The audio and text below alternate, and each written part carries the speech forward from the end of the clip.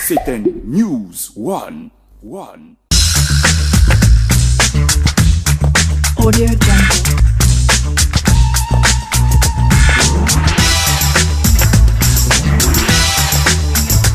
Audio Jungle.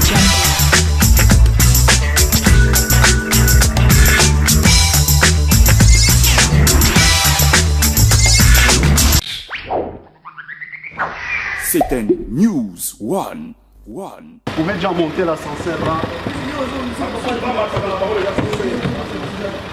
Oh, mais t'as déjà l'ascenseur là, il va te donner.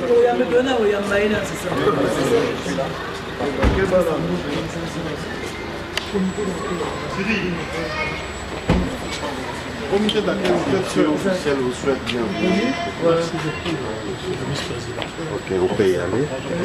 Si on ne peut pas passer du comité de crise, vous pouvez y aller. Oui, comment ça va?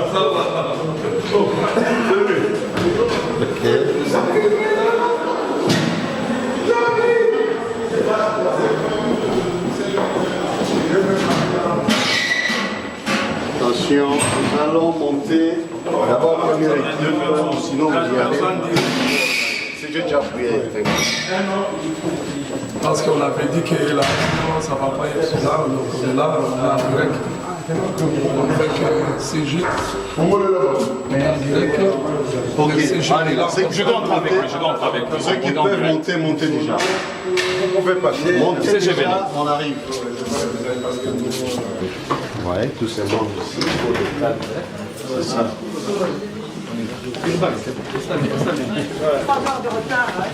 Excusez-nous. Non, excusez-nous. Où va David? IDPS viva! Viva! IDPS viva! Viva! IDPS viva! Viva! Tshisekedi, héros national! IDPS vivant! Viva! IDPS vivant! Viva! IDPS vivant! Viva! Tshisekedi, héros national, père de la démocratie! Sans plus tarder, nous appelons de commencer avec notre hymne national du Congo et puis ça va s'encheminer avec notre hymne du parti. Debout, Congolais, unis par le sang, unis dans le temps pour l'indépendance.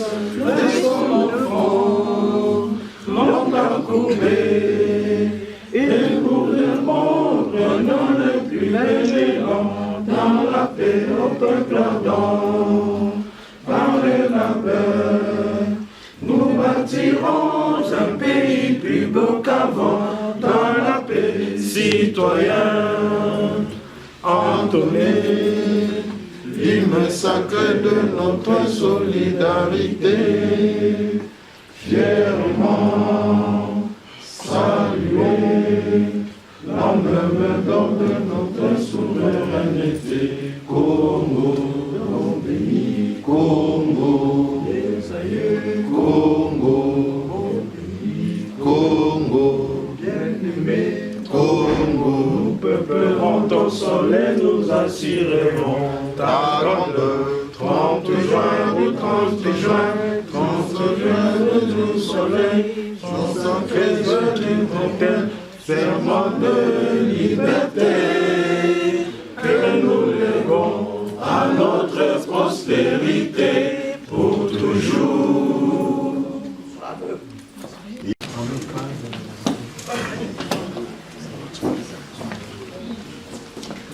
Chers camarades d'élite, primo, nous nous excusons.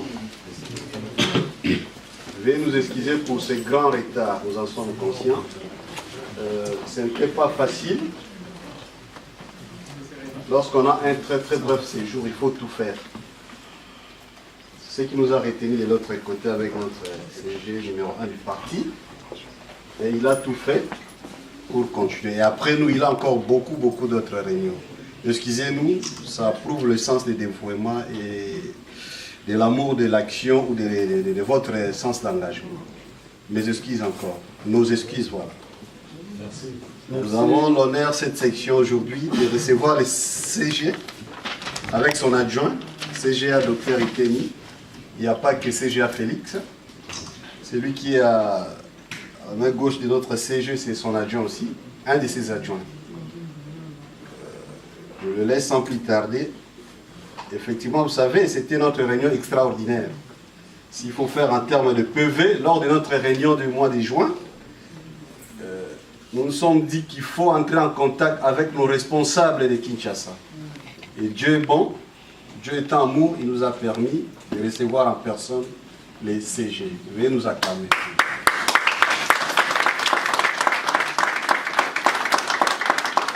Donc, merci à vous pour bien faire des choses. Le CG va parler parce qu'il a un message à toutes les bases de l'UDPS. Il a une tournée héros-américaine. Comme c'est la Belgique qui l'accueille en premier, donc il est là devant vous. Ne les massacrez pas. Je sais qu'il y a des tensions, nanani, nanana, vos apaisements. Il va répondre à toutes sortes de questions, à toutes vos préoccupations. Ils vont évidemment. Donc, tenez aussi compte que nous avons, nous, abusé de votre temps. Vous aussi, ne faites pas comme nous. C'est bon? Ok, monsieur le CG, à vous la parole. Merci beaucoup, monsieur le vice-président sectionnaire. Avant toute chose, permettez-moi de m'acquitter de l'agréable devoir de vous remercier et que ça n'a pas été facile pour moi comme pour vous parce que vous avez trop attendu. On était vraiment coincés, où on devait aussi satisfaire de gens qui ont ces besoins de nous voir, de nous rencontrer, de discuter avec nous. Au nom de l'UDPS et au nom du secrétaire général adjoint Eteni Longondo, nous vous présentons toutes nos sincères reconnaissances et remerciements du fait que vous avez accepté d'attendre. Je viens d'une réunion avec la fédération ou la représentation de l'UDPS où on a eu pas mal de choses à nous dire. Mais maintenant, je suis en face de vous. Je suis en face de la base de l'UDPS. Je suis en face de la communauté congolaise ici à Bruxelles et aussi en face d'autres personnes qui pensent, d'autres nationalités, qui pensent qu'ils peuvent accompagner notre combat pour la libération de notre pays. Je n'aurai pas beaucoup de choses à vous dire ici, mais je pense que c'est plutôt dans les débats que nous allons faire un échange plutôt constructif. Je voudrais ici vous parler d'abord de l'état du parti, UDPS, parce que je dois vous dire, parce que la lutte est incarnée par ces partis. Sans ces partis, la lutte au Congo contre la dictature, contre l'oppression n'existe pas en réalité. Je vais aussi vous parler de l'état de la nation et de ce que nous envisageons faire parce que la situation telle que vous la connaissez, elle est devenue plus complexe. Je ne dis pas difficile, mais elle est devenue plus complexe avec le dévoiement de l'accord politique qui a été signé. Il nous faudra maintenant plus de stratégie et aussi une détermination pour arriver à mettre hors d'état de nuire Joseph Kabila et sa bande. Je voudrais commencer par l'état. Actuellement, le parti se trouve à quel niveau? D'abord, vous devez comprendre que l'UDPS est un grand parti politique, un parti de masse, où du vivant du président Tshisekedi, ce parti a incarné les changements dans notre pays. Ce parti a combattu toutes les dictatures qui se sont succédées dans notre pays jusqu'à aujourd'hui. Le président Tshisekedi était l'homme orchestre dans ces partis. Et des fois, chose que beaucoup de gens ne veulent pas entendre, estimant que ce n'est pas élégant, il ne fallait pas dissocier Tshisekedi de l'UDPS. Nous le disons parce que c'est la vérité et la réalité que nous devons regarder en face. Tshisekedi, c'était l'UDPS. Et l'UDPS, c'était Tshisekedi. Quand il meurt tout de suite, vous pouvez vous imaginer la peur qui a tout de suite gagné nos âmes. Nous avons eu peur. Et moi, ça ne faisait pas longtemps que je venais d'être nommé secrétaire général. Je me disais, mais qu'est-ce que je vais faire? Parce que là, le président n'est plus. Il fallait faire face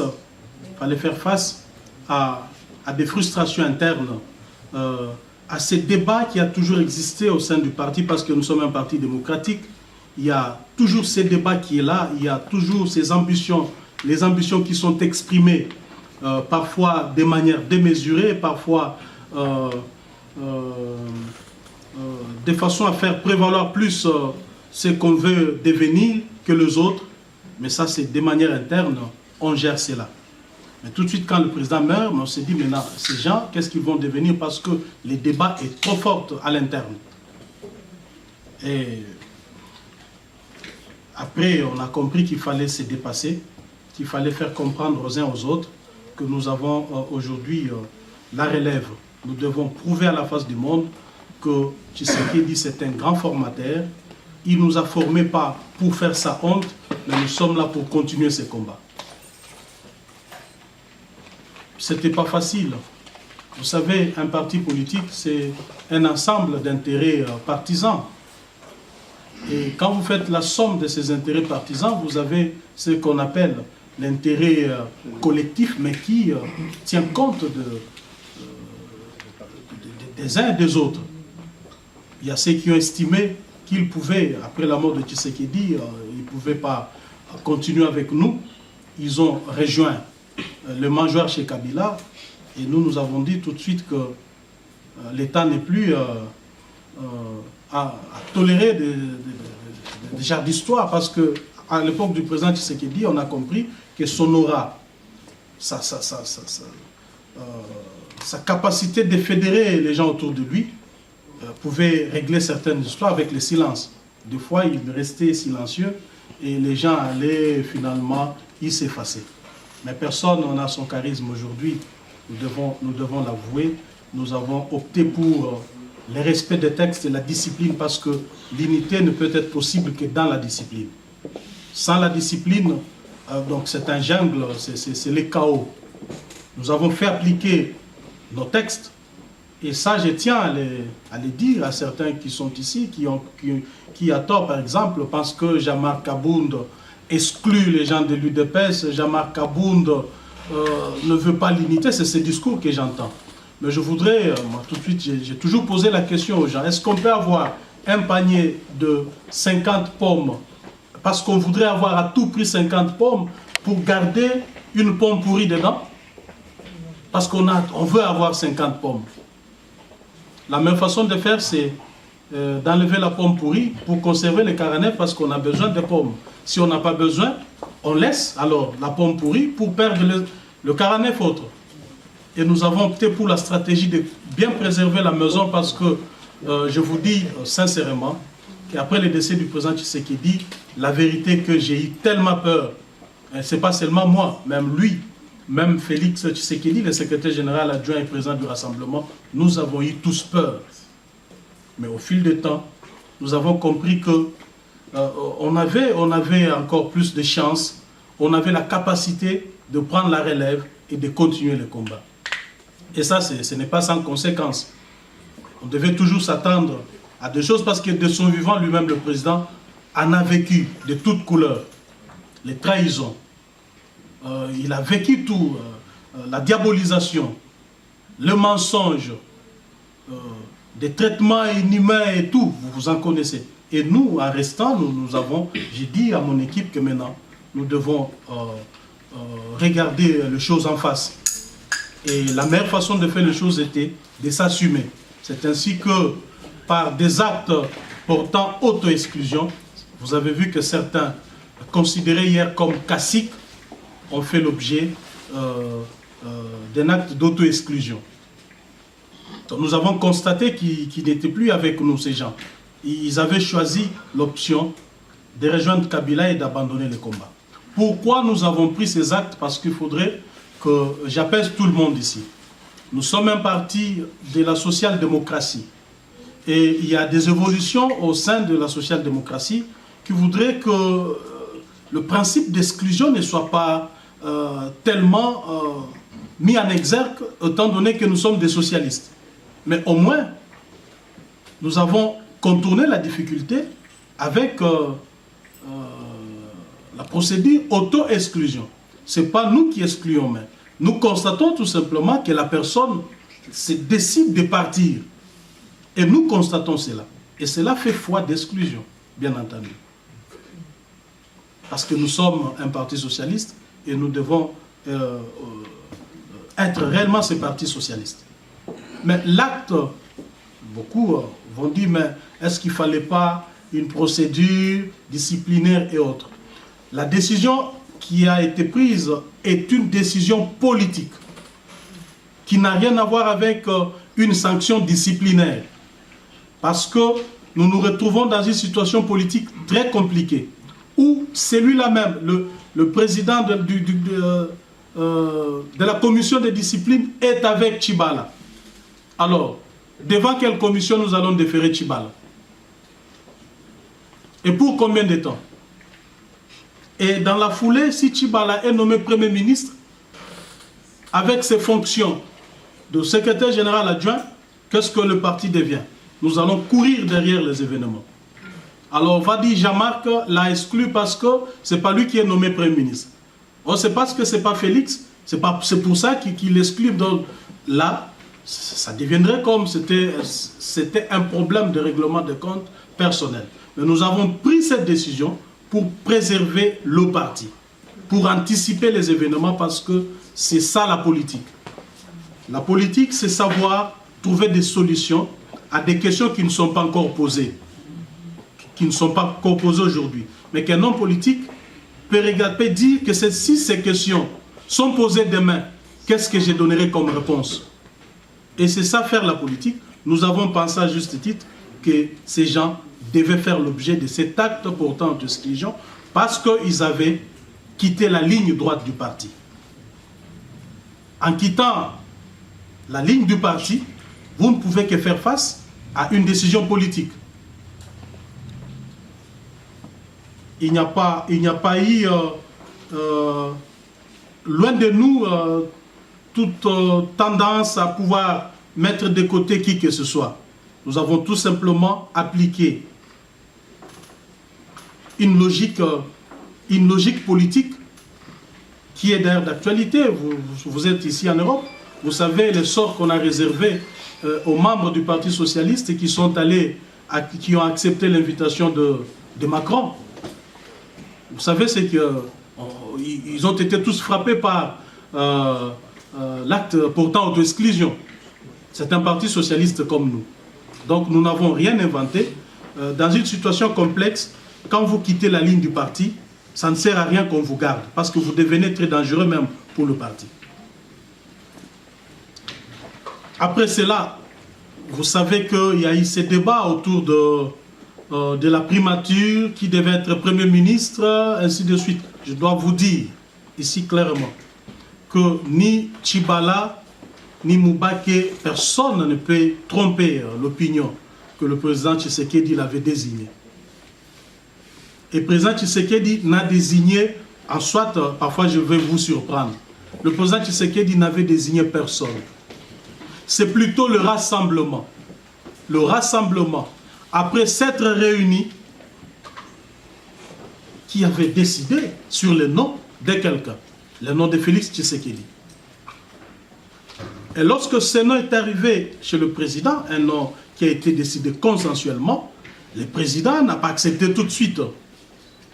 Le président leur a posé la question, mais vous imaginez que je mette mon fils là-bas?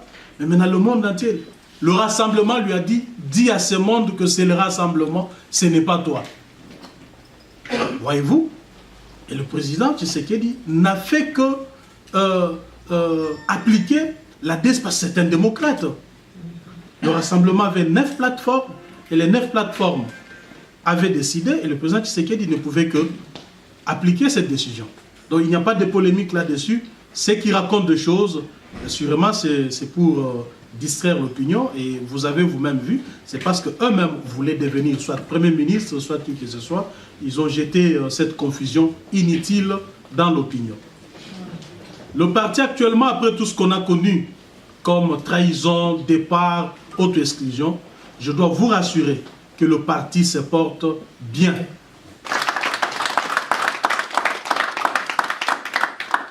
Si c'était le contraire, je vous l'aurais dit ici. Parce que je vous ai dit ici que j'avais tremblé. J'avais eu peur. Mais maintenant, j'ai mis deux pieds sur terre. Je peux vous dire que nous contrôlons très bien la chose au pays. Et le parti est devenu même plus fort. Le parti fait trembler Kabila plus que même du vivant du président. Parce que la peur que nous avons a changé de camp. Kabila pensait qu'après la disparition du président Tshisekedi, nous autres ici, on allait fuir, on allait accepter d'être achetés, et c'est fini parce qu'on ne parlerait plus de l'UDPS. Il pensait comme ça. Et après, il s'est rendu compte que ce n'est pas ça. L'UDPS, c'est un état d'esprit.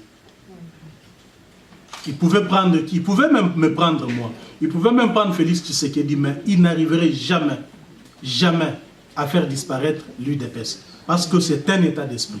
Et moi, j'en suis convaincu parce que je suis un témoin oculaire. Ma peur s'est transformée en un courage exceptionnel. J'ai vu ce que l'UDPS est capable de faire. Avec ces combattants que vous voyez, avec vous tous, on est devenu plus fort. Plus fort qu'à jamais. Et nous sommes capables, je vous dis sincèrement, nous sommes capables, avec l'aide de Dieu, de faire partir Kabila, avec les concours des autres membres que nous avons dans le rassemblement, capables de faire changer les choses au Congo. Mais c'est tout simplement une question d'organisation ou une question de temps, parce que il y a toujours un problème de temps dans toute chose. Et nous pensons que ce moment arrivera bientôt. Votre pays, le Congo, se porte très mal. Je vous dis, ce pays n'a jamais connu de moments difficiles comme il est en train de les vivre maintenant.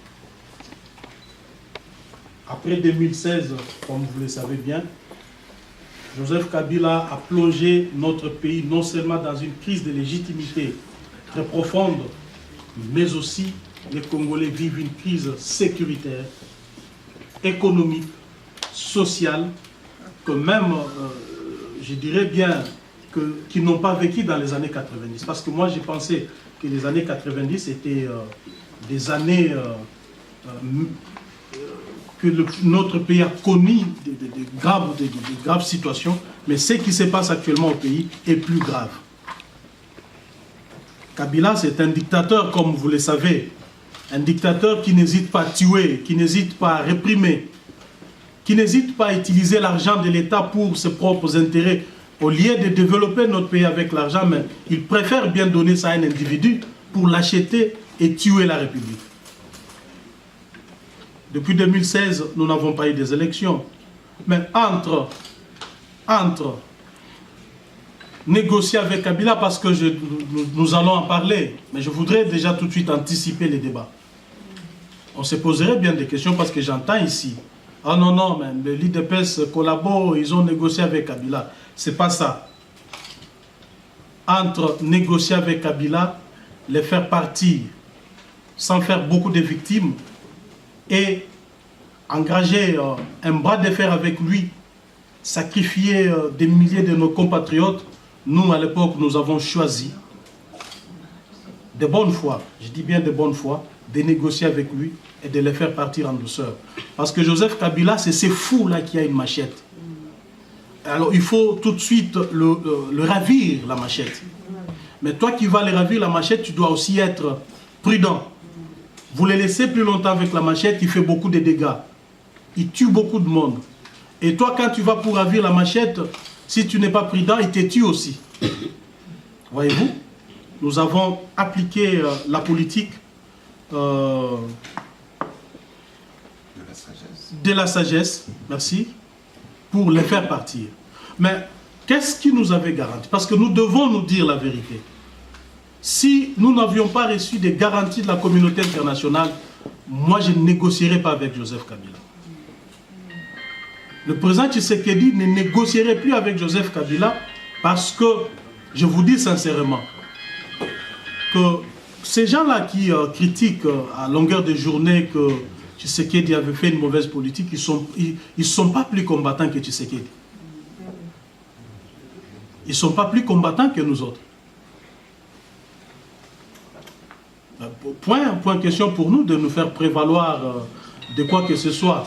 Mais la réalité est que, à l'époque, la communauté internationale, dans son ensemble, ne pouvait pas soutenir une option autre que les dialogues.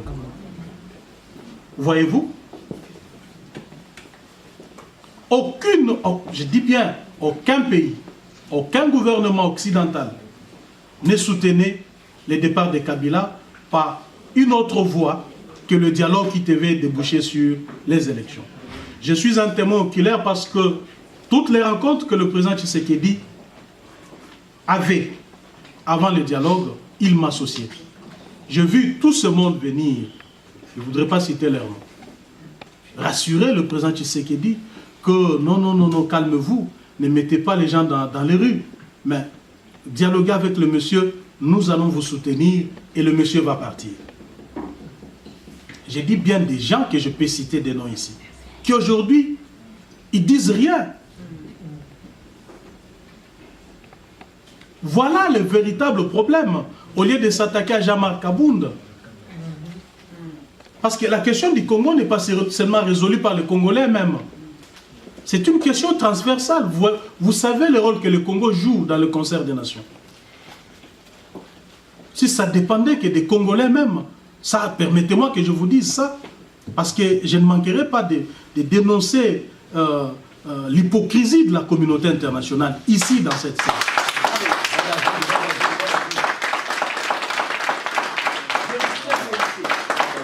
Si ça dépendait du président Tshisekedi et de moi, on aurait mis les gens dans les rues de Kinshasa jusqu'au départ de Kabila. Est-ce que c'était le même entendement quand on passe de Bruxelles, Paris, Washington?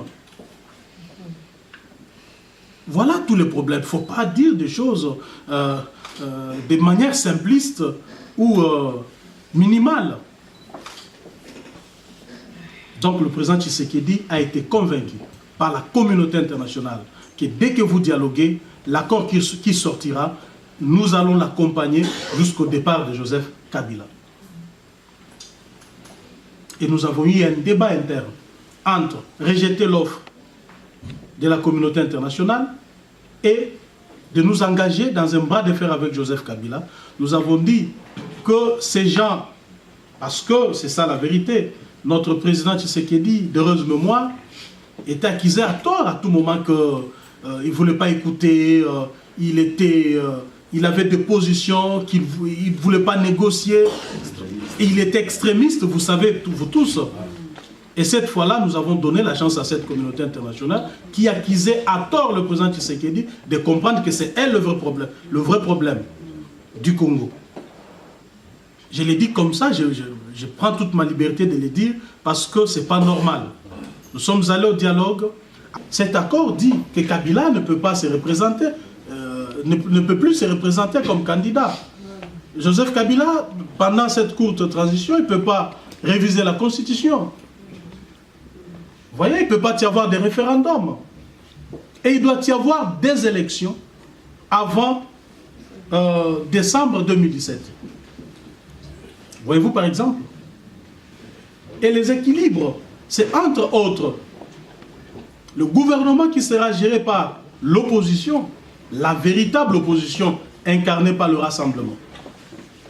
C'est le CNSA, le Conseil national de suivi de l'accord et du procès électoral, qui est, à juste titre, une institution de contrôle et de suivi, qui devait être dirigée par le même rassemblement, et une CENI qui devait subir une refonte totale. Ça sont des équilibres. Comment entrevoyez-vous Joseph Kabila s'en sortir avec un accord qui a des principes et des équilibres clairement énoncés? Nous ne pouvons pas regretter pour avoir signé cet accord. si cet accord était une trahison comme pensent les autres, mais Kabila l'aurait appliqué. Il ne l'a pas appliqué parce qu'il sait que cet accord ne lui donnait aucune marge de manœuvre. Et donc, il n'a pas appliqué l'accord. Et ici, la communauté internationale qui venait, qui négociait avec nous, qui nous a convaincus qu'en signant l'accord, elle pouvait accompagner sa mise en œuvre, ne s'est limitée qu'à voter une résolution au Conseil de sécurité des Nations Unies. Et cette résolution a été juste jetée dans le pipeline de l'ONU. Et ils ne se sont jamais posé la question pourquoi est-ce que cette résolution n'est pas appliquée. La 2348. Savez-vous le contenu de cette résolution? Elle donne mandat au secrétaire général des Nations Unies de tout mettre en œuvre pour faire le suivi de la mise en œuvre de l'accord. Mettre toutes les parties en présence ensemble. Et là, la résolution tombe au moment où il y a une forte controverse autour même de la mise en œuvre de l'accord. C'était même avant la nomination de Tchibala. Nous avons cru que l'ONU devait prendre le taureau par la corne. Et aujourd'hui, Kabila va nommer Tchibala, il nomme Olengankoy, mais cette résolution existe. Il y a la MONUSCO qui est là, qui ne dit rien.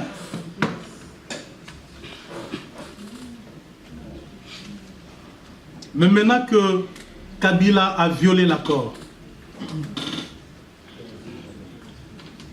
toute possibilité d'une élection crédible ou même des élections s'effrite. Qu'est-ce que nous allons faire?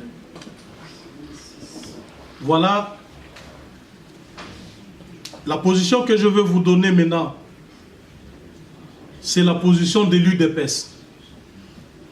Je dis bien que c'est la position de l'UDPS et elle n'engage que l'UDPS.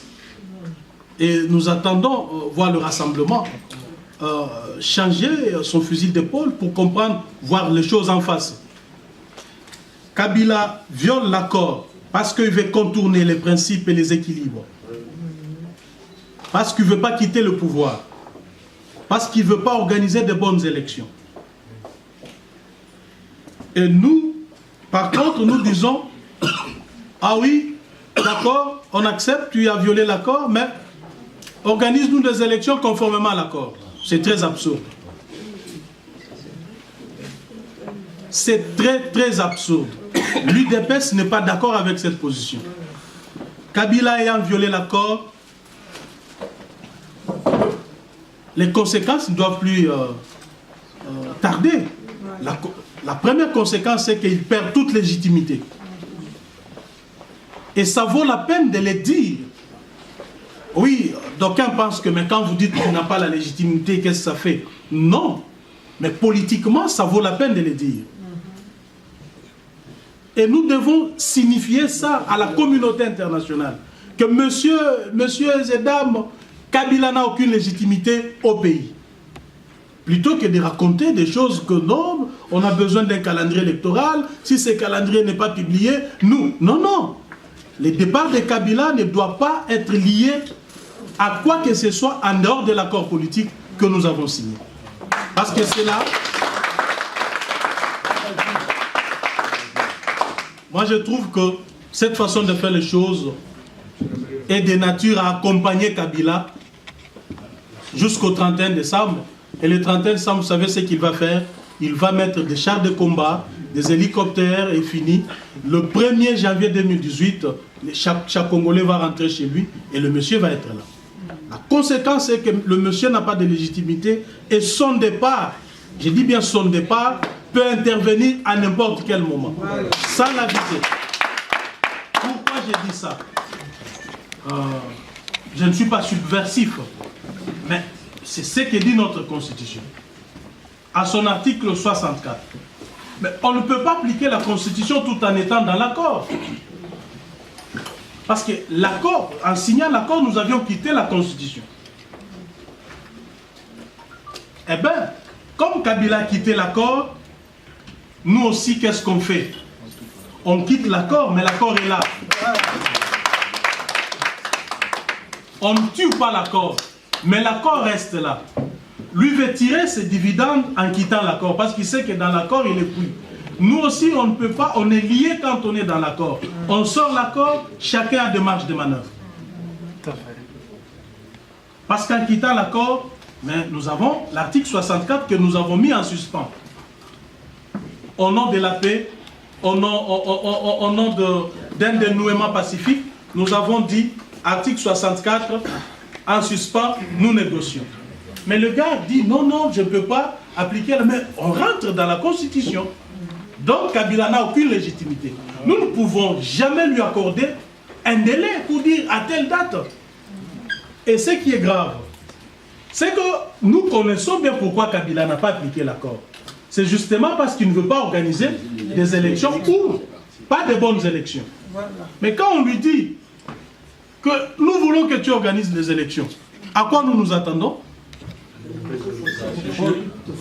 À une tricherie à outrance, à grande échelle. Et nous voulons cautionner ça. C'est ainsi que ces services, les services de Kabila, ont commencé à inoculer des choses telles que non, on veut nommer Félix pour intoxiquer le peuple. Oh non, vous voyez, ça, nous devons être prudents. Le problème n'est pas de nommer Félix, mais le problème, c'est d'appliquer l'accord. Parce que la nomination de Félix, c'est un point parmi tant d'autres dans la mise en œuvre de l'accord. Il n'y a pas que cette nomination, il y a tant d'autres points. Aujourd'hui, j'ai posé la question à ceux qui soutiennent un processus électoral en dehors de l'accord. Mais parce que dans l'accord, on prévoyait la décrispation politique. Vous avez entendu les scénarios qu'ils montent au pays contre nous? Ils savent que Félix est candidat. Aujourd'hui, beaucoup de ceux qui ont déclaré leur candidature ne peuvent plus aller au pays. Je ne voudrais pas citer les noms. Mais vous avez entendu que non, Félix et Kaboul sont derrière, ils ont recruté des gens, ils sont derrière. Vous savez ce qu'ils recherchent? C'est un message qu'il lance. Il dit, j'ai le pouvoir de les neutraliser tous. Il voudrait lancer ce message. Il voudrait dire que à tout moment, je peux avoir Félix. À tout moment, je peux mettre la main sur Kaboul. Vous savez pourquoi il fait ça? C'est parce qu'il est en dehors de l'accord. S'il était dans l'accord, l'accord lui demande de décrisper le climat politique. L'accord lui interdit d'arrêter des opposants. L'accord lui demande de libérer les prisonniers qui sont en prison.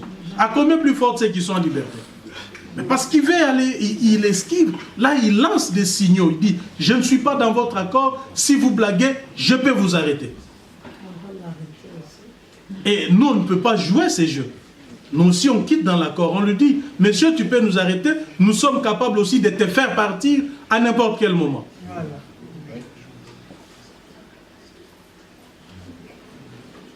Plutôt que de faire de la politique fiction, de la politique populiste, de faire croire à l'opinion. Parce que c'est aussi fréquent, vous êtes à Kinshasa, devant la télé, il y a quelqu'un qui passe et dit non, nous, on veut des élections parce que nous avons 12 mois d'impayement. Est-ce que les élections vont apporter un salaire en soi? Vous voyez, c'est ça la conception. Nous, on veut des élections parce que ça ne va pas, le social, ça ne va pas. Mais les élections peuvent amener encore une situation plus grave si elles ne sont pas bien organisées. Et là, j'attire toujours l'attention de la communauté internationale. Il ne faut pas faire des choses à demi-mesure.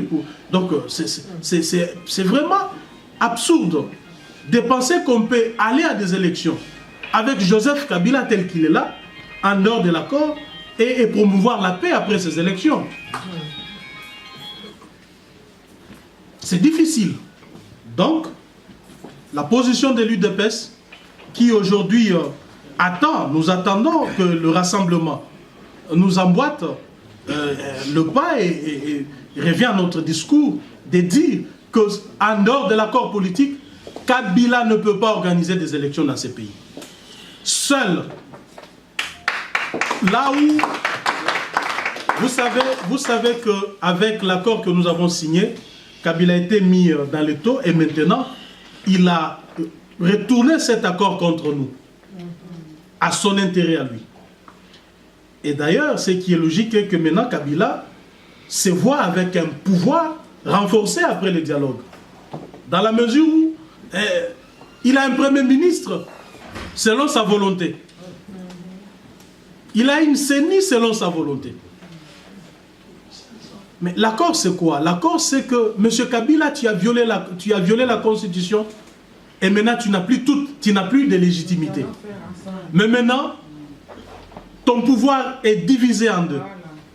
Tu pouvais nommer un premier ministre que tu voulais, constitutionnellement parlant.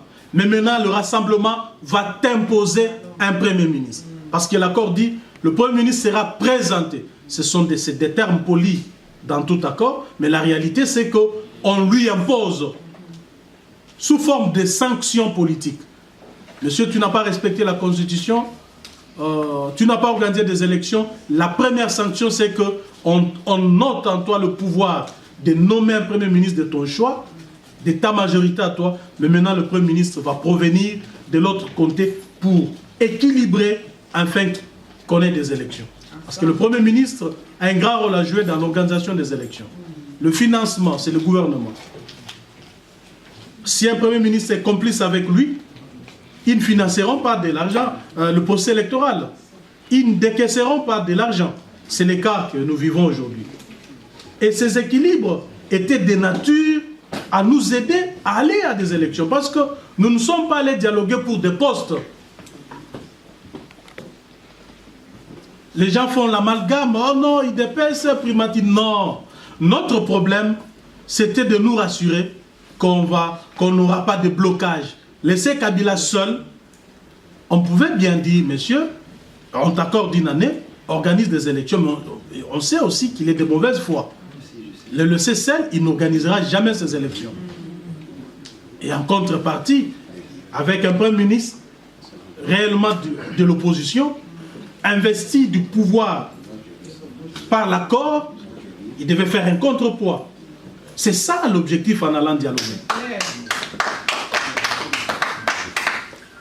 On a au gouvernement un ministre des Finances de l'opposition. Je vois mal comment il pouvait refuser, sur ordre de son premier ministre, de décaisser l'argent pour financer les élections. C'est ça. À part ça, nous, ce n'est pas pour des postes qu'on est allé négocier. Ou ce n'était pas pour... parce qu'on avait peur de Kabila. Je vous dis sincèrement, s'il y a des gens qui peuvent avoir peur de Kabila, ce n'est pas nous. Ce n'est même pas moi, Jean-Marc. Aujourd'hui, le peuple congolais doit savoir que Kabila n'a aucune légitimité et que attendre le 31 décembre, c'est jouer sa politique. Et Joseph Kabila ne peut pas partir avec des journées ville morte. Il ne peut pas partir.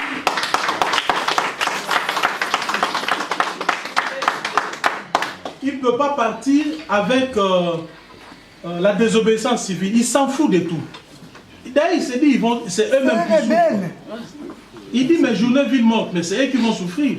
Ça, il l'a dit lui-même. Il dit, bon, ils peuvent faire 10 journées ville morte, le jour qu'ils se fatigueront, ils vont revenir. C'est ça, il s'est dit comme ça. Donc, la seule possibilité que nous avons, c'est d'organiser des actions de grande envergure au pays. Nous ne devons pas accompagner Kabila consciemment ou inconsciemment. Non, fini avec cette blague, journée ville morte, désobéissance civile, meeting. J'ai dit, je ne suis pas critique vis-à-vis de la politique actuelle du rassemblement, mais j'ai dit que je ne suis pas d'accord avec ça, sinon qu'on soit d'accord de l'accompagner. Bravo. Il faut qu'on en finisse avec ça.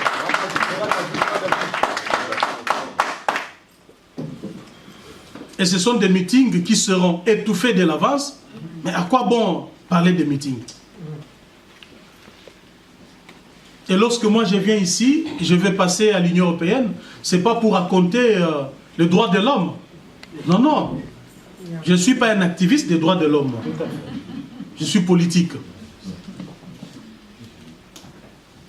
Pour dire qu'il y a eu une manifestation, Kabila tue autant de gens, mais ils le savent. Ils savent bien que Kabila, c'est un dictateur, il tue.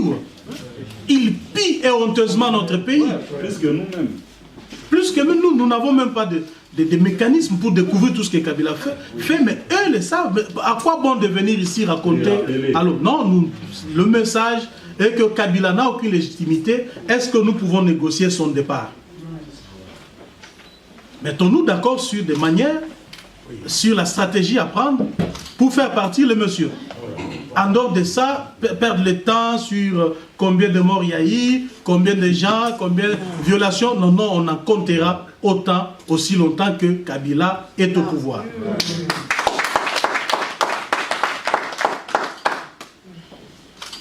Pour Chité, ces combats exigent l'apport de tout le monde. Je suis en train de constater qu'ici, dans la diaspora, beaucoup ont perdu les repères du combat. Et ils ont commencé à servir l'ennemi. Nous devons éviter cela. Nous devons savoir que ceux qui sont au pays vivent des situations extrêmement difficiles. Tozana lifelo, motozo pela, mais tozo zikate. Mais on est là. Alors, la moindre des choses que vous, les combattants qui sont à l'extérieur du pays, devrez faire, c'est de soutenir ces combats. En tout et pour tout. On ne va pas faire partir Joseph Kabila avec des vidéos qu'on prend dans nos salons ou dans nos chambres. Moi, quand je dis des choses, ce n'est pas dans ma chambre. Hein. Quand je suis au pays, ce n'est pas dans ma chambre que je les dis. Et ce que je suis en train de dire ici, je n'ai pas peur d'atterrir en Djili, comme c'est le cas avec beaucoup ici. Que je ne peux pas atterrir en Djili parce que j'avais fait une vidéo. Non. Moi, vous me verrez à Djili descendre. Ils sont là en train de me regarder. Ils sont là en train de... Mais quand même, c'est dans mon pays. Je descends. Mais c'est ça. Nous devons nous regarder en face. Qu'est-ce que nous pouvons faire? Nous qui sommes au pays et vous qui êtes ici. Ensemble. Ensemble pour arriver à un résultat. Le résultat, c'est le départ de Kabila. Pour moi, c'est ça. Et je l'ai dit à mon passage à New York et à Washington. Le problème, c'est Kabila que vous soutenez et il n'y a pas de solution qu'elle le faire partir. Kabila lui-même ayant compris, il intimide la communauté internationale. C'est le lobby qu'il crée à gauche, à droite, pour dire mais si je partais, le Congo va sombrer dans le chaos. Il y aura insécurité partout, il y aura la guerre. Oui, mais c'est ce que ces lobbies font croire. Et ça intimide la communauté internationale.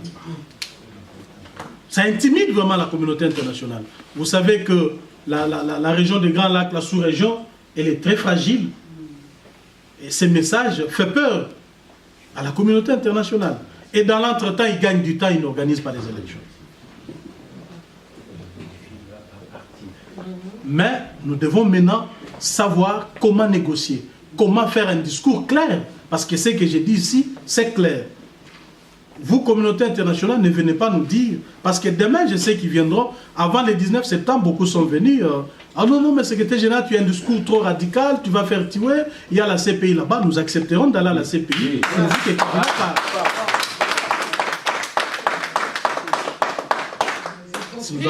Nous avons trop attendu.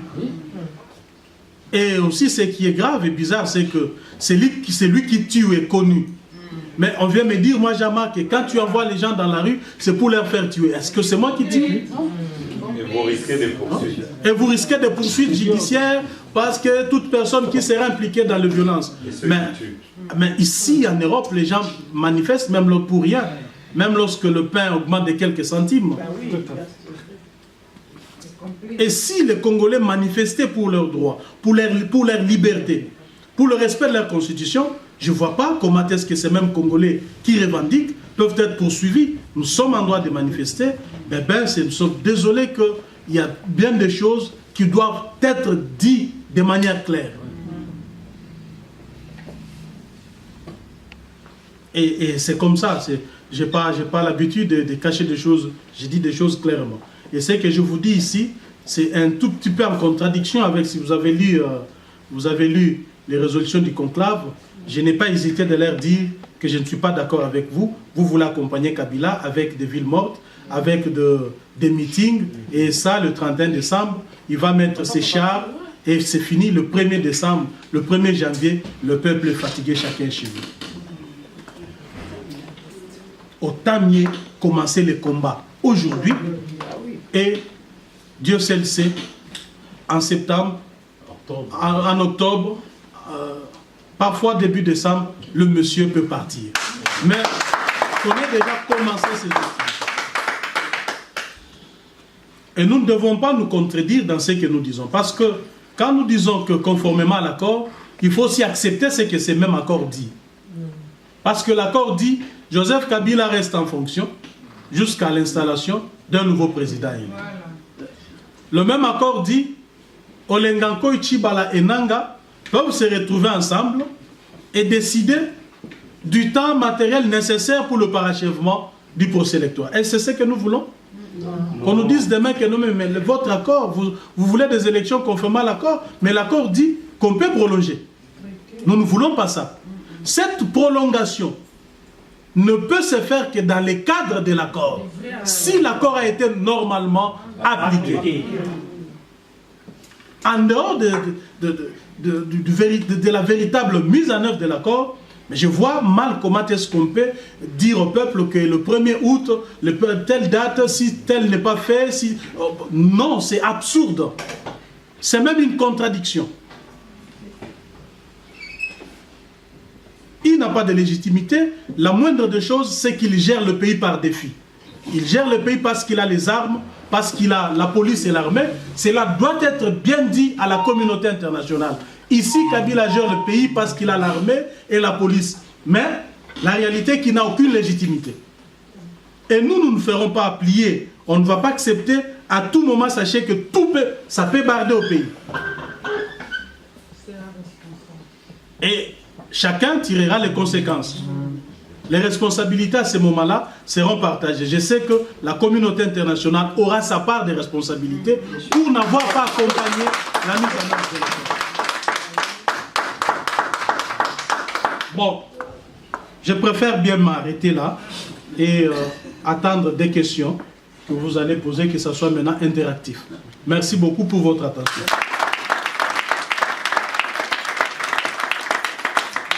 Viva! Viva! UDPS, viva! Viva! UDPS, viva! Viva! Viva! Viva! Héros national et père de la démocratie. Il ne faut pas si vite altérer notre pays. Voilà. Merci beaucoup, monsieur le CG. Merci beaucoup, monsieur le CG. Nous avons tous suivi. On a tous suivi l'allocution de notre secrétaire général du parti, le numéro 1, number 1. Voilà. Il a dit beaucoup de choses. Si on doit résumer, il nous a parlé du parti, état des lieux du parti. Notre parti va en super bien. Ceux qui sont partis, ok, des deux, état de la nation. Le pays va mal, en gros.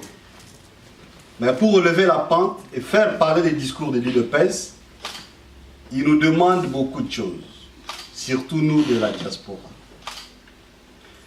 Notre sens d'engagement ne doit pas se limiter au niveau des vivas. D'acclamer, ça demande beaucoup d'argent. Lorsqu'on parle de la guerre, il faut préparer la nerf de la guerre, les amis. Le CG est au four et au moulin, au front, avec toute l'équipe à Kinshasa. Tandis que parmi nous, il y en a qui ne vont même pas à Kinshasa, mais qui ne font que critiquer. Et donc, nous allons passer à l'étape des questions-réponses. Mais avant cela, je m'en vais ici remercier un de nos amis ici, Maître Claude Kaembe, qui n'a pas hésité de nous servir ses cadres.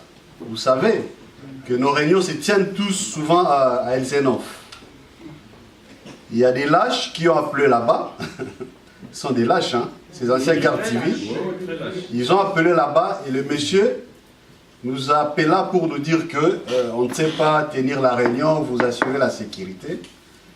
J'étais avec lui en route vers Luxembourg hier. Il n'a pas hésité pour appeler les proprios ici pour nous réserver ces cadres qui viennent nous agresser ici. C'est un cabinet d'avocats qui vient d'entrer, je crois.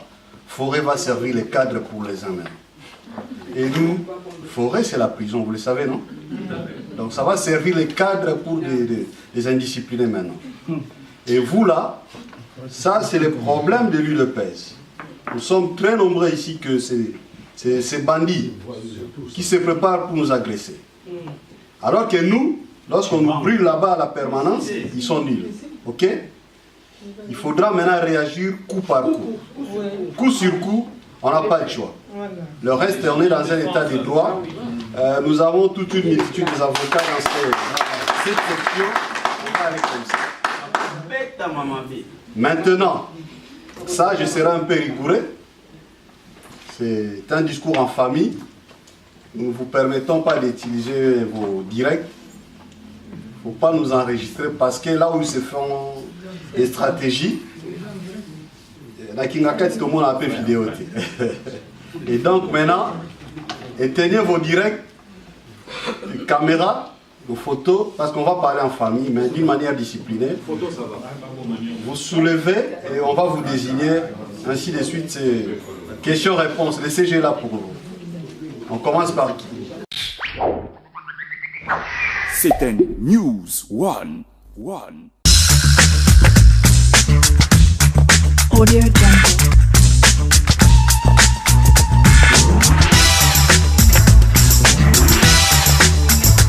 Audio Jungle.